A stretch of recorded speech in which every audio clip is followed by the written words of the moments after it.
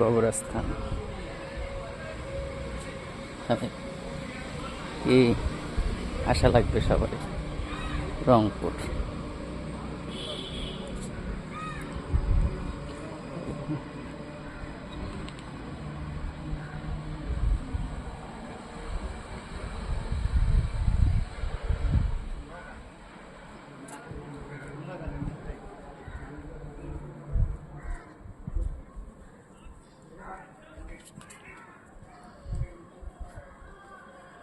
অনেক পুরানা কবরস্থান এটা না?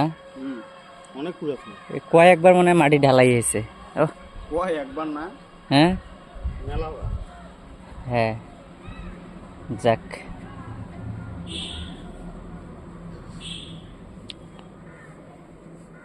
কত কত কিছু কবর আছে এই জায়গাত।